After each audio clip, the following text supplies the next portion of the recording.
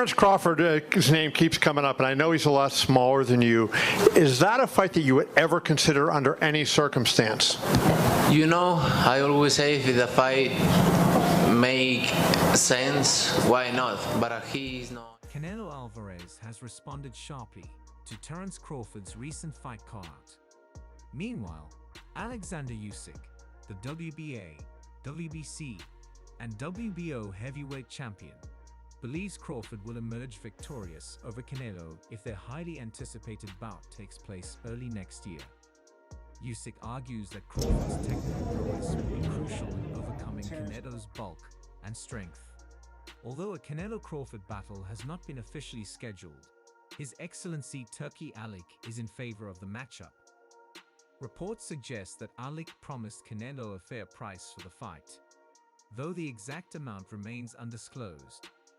Canelo would need substantial financial motivation to risk his reputation by fighting a welterweight.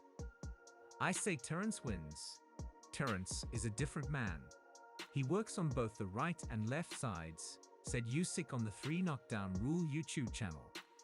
If the fight materializes, Usyk predicts a victory for Crawford over Canelo at 168 pounds next year.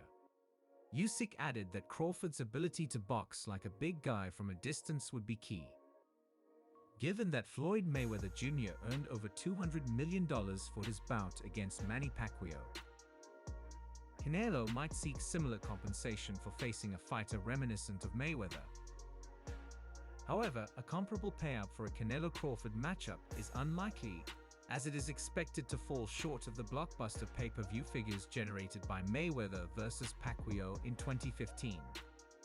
Both Mayweather and Pacquiao were major draws on pay-per-view, whereas Crawford has had just one successful PPV event in his 16-year career, against Errol Spence in 2023. It was Spence, not Crawford, who was the primary catalyst behind that success. Crawford is expected to adopt a strategy similar to Mayweather's when facing Canelo, focusing on constant movement and elusive footwork to avoid danger and secure a decision victory.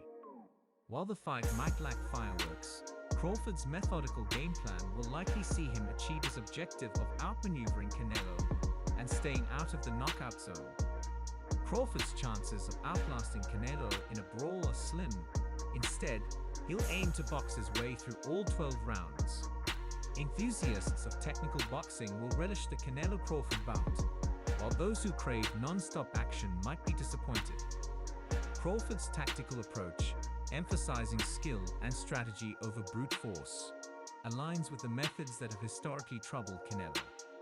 Despite the challenges, the potential bout promises to be a fascinating clash of styles, drawing significant attention from the boxing If he beat Germonta, no, everybody's gonna say, yeah, he's too small, right, and this and that. So it's the same thing. I respect Crawford. He's a good fighter, but we're not different. The rivalry and ambition present in Crawford's mindset highlight a larger narrative in boxing: the desire for recognition and legacy. While Benavidez has recently committed to competing in the light heavyweight division, Crawford remains laser-focused on his bout with Madoff. He aims to secure a victory that would elevate him to the status of a 4-weight world champion. Yet this ambition isn't without its challenges. Madoff, an undefeated fighter, presents a significant obstacle. Sean Porter, a retired boxer turned pundit, has praised Crawford's capabilities and suggested that he could indeed defeat Canelo. Porter believes that depending on Crawford's performance against Madoff, it might not be considered an upset if Crawford were to pull off a victory against Canelo. He views the potential matchup as a 50-50 fight, given Crawford's skills and tenacity. Eddie Hearn, who promotes Madoff, also shared his insights on the impending bout. Hearn recognizes the uphill battle Madoff faces against Crawford, describing him as a significant underdog. He acknowledges Madoff's technical skills and strength, but reiterates that Crawford is a generational talent who heavily favors the matchup. Hearn believes that Madoff would have benefited from more experience, but also understands the necessity of seizing opportunities when they arise. When discussing the potential for Crawford to fight Canelo, Hearn revealed that Canelo isn't particularly interested in the matchup. He feels that beating a smaller fighter like Crawford wouldn't significantly enhance Canelo's reputation. This sentiment resonates within Canelo's camp, where the focus is on finding fights that offer recognition and substantial financial incentives. Hearn stated that if Canelo were to win against Crawford, it would be perceived as defeating a fighter who recently came up from 147 pounds. Conversely, a loss could tarnish Canelo's reputation, creating a narrative that he was defeated by a fighter who was once in a lower weight class. Canelo's preference for opponents who engage in straightforward bouts is evident. He thrives when facing fighters who come forward rather than those who box from the back foot.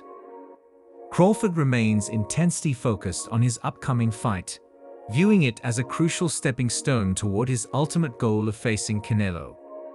This fight, which marks the first event for Excellency Turki Usyk in the United States as part of the Riyadh season, is significant for Crawford. Despite the swirling speculation surrounding a potential showdown with Canelo, he emphasizes the importance of staying present and focused on the task at hand. In a recent appearance on Logan Paul's podcast, Crawford opened up about his mindset leading into the fight. He acknowledged the distractions and pressures, but emphasized that his primary focus is on Madoff. Crawford's grounded perspective is refreshing. He understands that he may not have tomorrow and prefers not to dwell on the future.